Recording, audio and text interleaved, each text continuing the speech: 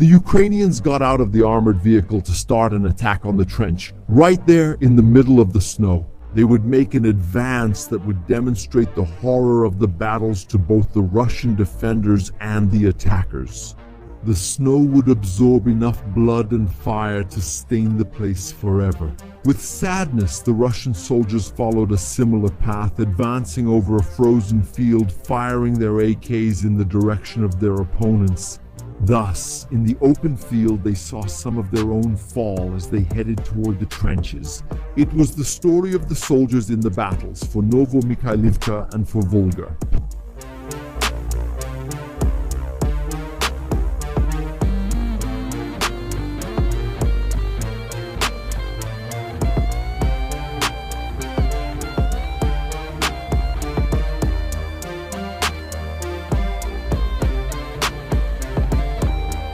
Every war has its costs, and human beings are willing to pay that price in different ways. The leaders accept the sacrifice of their people in exchange for the chance at glory to be declared winners, or simply sign a treaty to surrender, risking still living in opulence, denying the results in front of the population.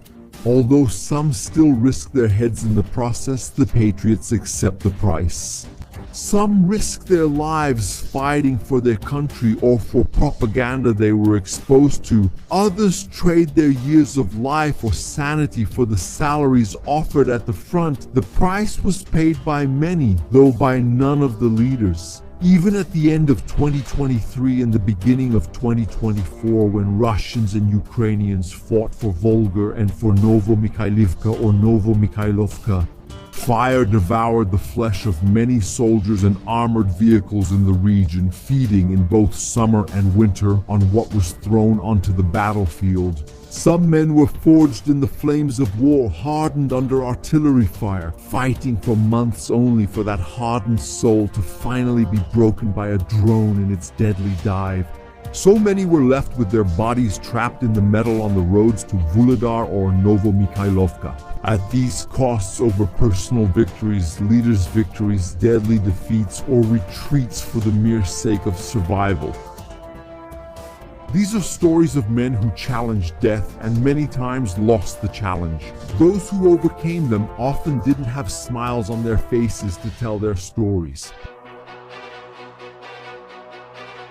Russian drones were searching for the Ukrainian fighters hiding in Novomykhaylivka.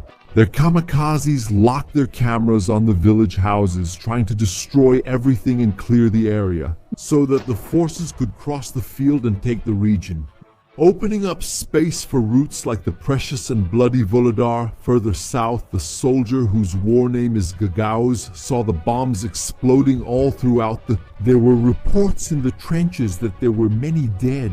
The drones brought horrible images of the remains of men or of wounded soldiers who couldn't be rescued because of so many bombs. Descending, he led the tank team in number of kills. His familiarity with the fighting General Missile 148 Javelin became famous. In the 79th Air Assault Brigade, he smiled every time the projectile left the tube and made its merciless flight to gnaw at the tank's armor.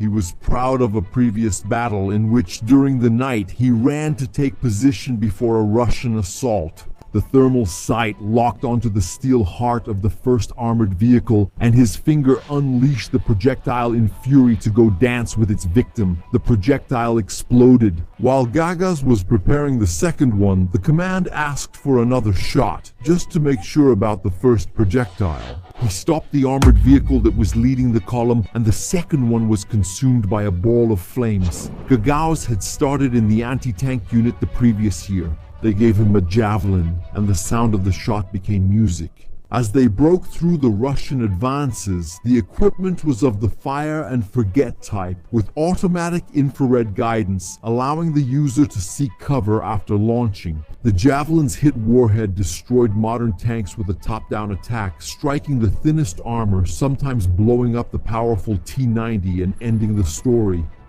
Javelin used a tandem-charged warhead to overcome the explosive reactive armor of enemy tanks, which would normally render hit warheads ineffective.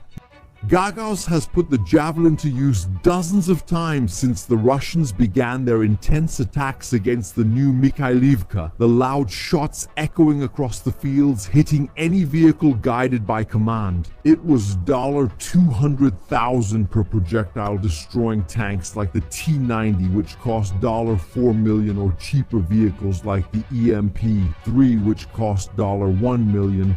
The latter usually came with the bonus of Russian 155th Marines riding on top, feeling the flames of the impact. That was hard and dynamic work. Gagauz had 40 vehicles and enemies on his official count. But once the Russians had taken a position and their armored vehicles weren't coming, he returned to base to await new instructions. It was time for others to work. Andriy Ivanovich Bilovsky, war name Billy, was one of the men Gagauz passed by on his way to the base and saw receiving information for the fight. They looked at each other and all they could do was wish each other good luck, while the other praised for a job well done. It was time to head to the trench and take back the positions the Russians had occupied. Andriy knew what it meant to fight against the Russians. He was in the armed forces in 2007 and left, and then returned at the beginning of the invasion as a shooter in the 3rd Assault Battalion of the 79th. He was seriously wounded in September 2023, but just one day later, he said goodbye to his parents, his older sister, and his brother. He returned to combat, transferred to Donetsk. In those months in Novomykhaylivka, he saw them dumping their ammunition into trenches in the village or in the fields. The fire consumed many of his friends and left him with a wounded soul when he remembered them. One day, 2 FABs weighing over a ton each fell near the church, breaking everything that was left and shaking the tower that stood out in the midst of the destruction even more. Andriy felt his ears ringing for days after the terrifying sound that spread all the way to the bunker door from where he watched everything. While they were preparing for the assault, the drones were clearing out the columns that Gagauz had helped destroy, the grenades. They fell on men in despair who realized that the only help would come from their own legs. Their equipment was destroyed and their looks of despair could often be seen, whether they were rolling on the ground or buried by the explosions. Andriy went into combat, remembering how many soldiers laughed at those videos, but they could meet the same fate in a failed attack. It was a war where relief from suffering and the fear of death, one's own death, came from watching the misfortune of others. Andriy finally got into the armored transport to go to the Russian trench. The objective was southwest of Novomykhaylivka, in a line of trees surrounded by the winter-whitened fields. There was more than one Russian defensive position decorated with armored vehicles destroyed in previous battles. The Ukrainian transport arrived at full speed with problems right from the start, when one of the soldiers was knocked down by one of the bumps. The others, dressed in their white camouflage, got out, raised their rifles and ran with suppressive fire, opening fire on the Russians. Their legs moved quickly, aware that their lives were at risk as long as they were standing. 2 of the 5 quickly approached the trenches, while the other 3 moved to cover the flanks from the outside. 2 of the latter lay down in the snow, while the other fired from a kneeling position. The first of the clashes was against the most advanced position at the end of the tree line. The Russians tried to defend themselves from the Ukrainians already in the trenches. One of the attackers ran to join the pair inside the trench, adding his rifle to theirs. With the fierce gunfire exchange between both sides, the Ukrainians kept getting closer and the smoke increased. Amid the craters, the sound of grenades echoed in the tight space. The explosion tore apart the body of one of the defenders. Andriy's heart pounded as he felt the thuds of gunfire hitting the frozen ground. The Russians in the second position tried to support their comrades, but they were suppressed by the men outside the trench. The gunfire shattered ice, snow, and earth just behind the Russian positions. The powerful explosion destroyed. The Ukrainians took advantage of the situation to finally enter the bunker, shooting at everything inside. The new position was crucial as enemy reinforcements threw grenades and aimed their rifles at them. The last of their men defending the rear had fallen to the enemy's advance. Only the two of them and the pair outside remained, now supported by the last man who arrived late. The enemy fire suffocated him inside the bunkers. One of the soldiers outside ran to take the forward position, shooting at the enemies. The second tried to follow him, but something exploded in front of his feet, throwing him to the ground, his leg mutilated by the blast. Further back, one of the men was wounded by an automatic Kalashnikov shot, leaving another one groaning on the ice. The two suffered outside while rifles and grenades exploded inside. There were only 3 inside the bunker, and seeing that the Russian reinforcements were trying to get closer and closer, one of the wounded men dragged himself with difficulty, pulling his severed leg, and managed to fall into the middle of the trench. Near the body of one of his compatriots, a Russian approached the corpse of a Ukrainian and, finishing off another mutilated one, the harassed Ukrainians counterattacked, forcing them to duck behind the earth. There were at least 3 Kremlin soldiers approaching now. They had been warned about the Ukrainians' weakness, so they intensified the fighting. Meanwhile, outside the trench, the blood of one of Kyiv's soldiers cooled, but more red also filled the trenches when the Kremlin soldiers were hit. Amid so many shots, 2 of the Russians disappeared into the dark holes, giving their blood to the ground. The last Russian man let out a sigh of relief when support arrived from the previous defenses. Brave, or perhaps with his mind damaged by the war, the Russian hero took a risk, running toward the Ukrainian position. Entering the trench resolutely, he ran to the bunker with his weapon in hand and was met with dozens of pieces. Other gifts, just under 6mm, were lodged in his chest. Another one appeared further back, just as happy and resolute as the first. And the holes, at the very moment the Ukrainians pulled the triggers to make the man fall into his own grave. In the end, one of the last Russians ran out of the trench under heavy Ukrainian fire, while another kept hiding below a small hill. Something jammed at that moment, preventing the bullets from lodging in their bodies.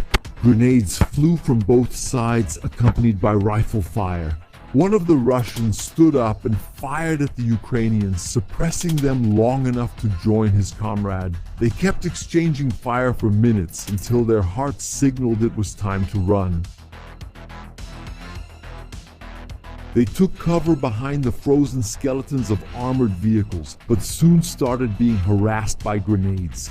They ran desperately as the fire rained down, feeding the fear that wandered through the souls of the pair. They fell so many times. Heated by the explosions, the fragments that pierced their bodies hurt, but fear gave them the strength to keep running until the end. The drone gave up filming the escape to return to Earth. Trench, the bodies of 2 Ukrainians lay in the ditches. The drone wandered around there for a while, trying to see if the body of a Russian was among them.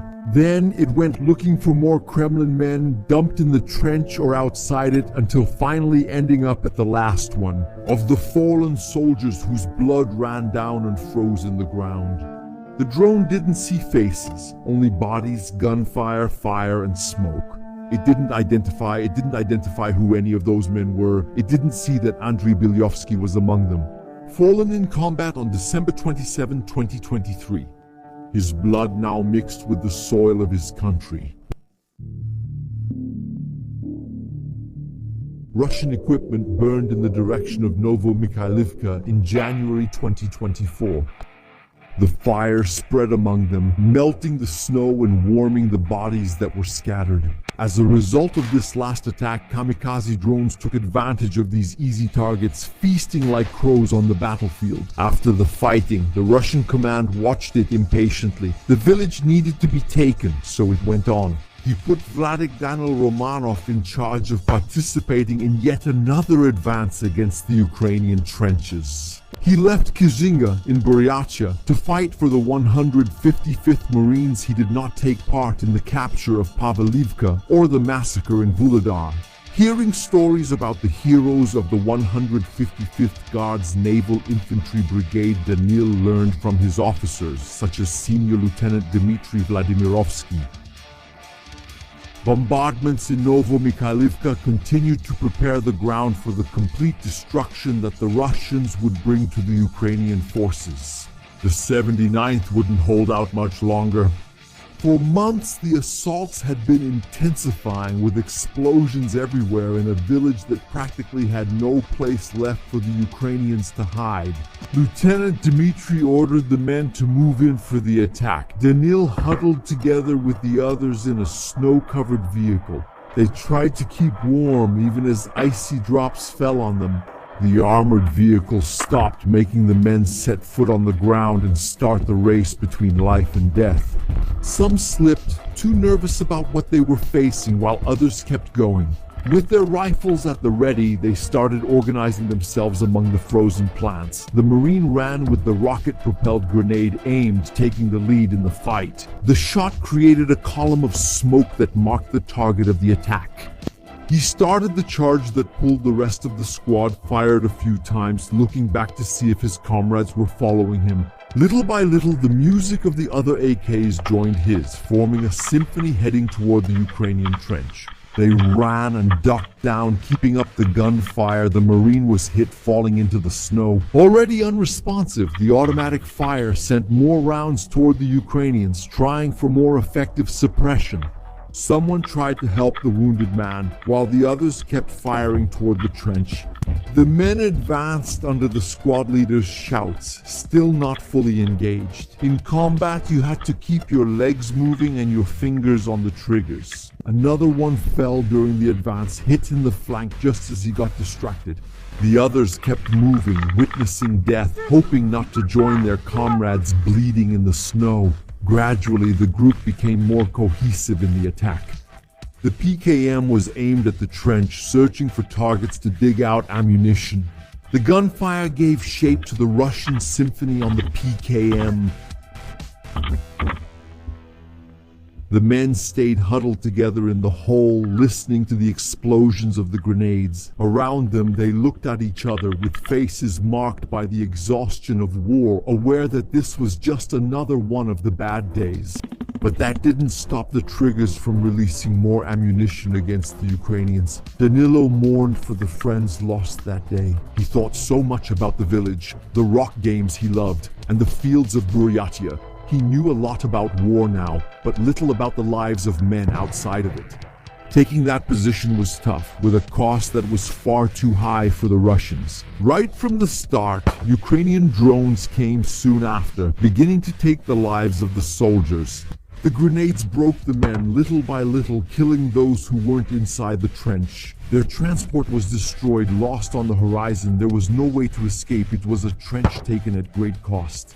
When the group was replaced to maintain a defensive position, Danilo left exhausted, only to hear from the officers that the attack still couldn't stop. Lieutenant Dmitry looked at the men, thinking about how much they had suffered in those trench battles. It was clear how their eyes lost their shine after those encounters. He looked at the spreadsheets and saw the dead. None of that mattered. There were more trenches.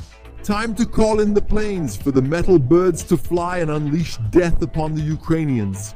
The FABs fell on the tree lines, raising earth and the remains of massacred bodies of the men from Kiev. Lieutenant Dmitry thought it was pure stupidity, a death wish to feel those FABs falling and still try to defend a village that was nothing but ruins. A Ukrainian Humvee tried to advance one day to bring soldiers for rotation. Dmitry heard the drone operators talking about how the first-person view came down on the vehicle, ruining Kiev's plans. The Ukrainians lost in the night were hunted by the metallic birds of prey. The drone operators got excited when they saw those desperate men with the predators' howls echoing through the night. Defenseless, they could only feel the impact as the flames wiped out both the cold and their lives. The blows were witnessed by Dmitry and many other men. They celebrated, seeing that with each Ukrainian death, the hell of the battles in Novomykhaylivka was drawing closer to an end. After they had softened up the Ukrainians, it was time for another advance. Lieutenant Dmitry announced to the men that it was time to go. The order was given and the groups were organized for combat. Danil was among them with a rifle in his hands. He felt the biting cold once again, trying to tell himself that winter was always on the side of the Russians. They passed through the graveyards of armored vehicles, and that's when the drones came. Every soldier was terrified of them. A grenade fell on a BMP full of Marines, and the explosion made many of them jump out of the armored vehicle. One of the tanks kept firing, ignoring the Russian who had fallen beside it and was executed by the drone, but that tank almost met the same fate.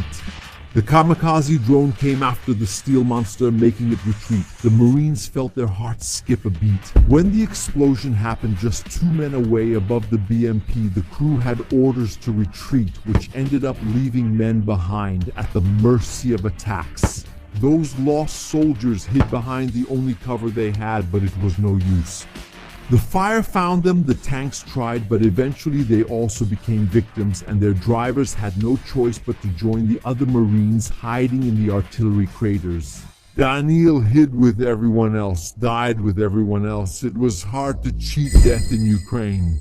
At 21 years old, all that would arrive in Buryatia was a corpse and a medal. The hockey player died on January 14, 2024. The Order of Courage medal would be all that remained in his parents' hands. Lieutenant Dmitry saw Daniil's name on the list of the dead and missing in that assault. He himself would take part in the next ones, as there were still orders to take a new stronghold.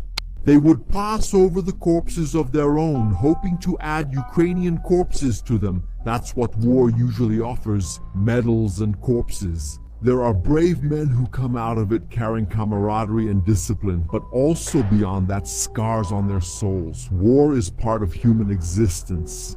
It has lived alongside humans since the first time someone thought it would be better to take what they wanted by force, and others realized that only violence could defend them.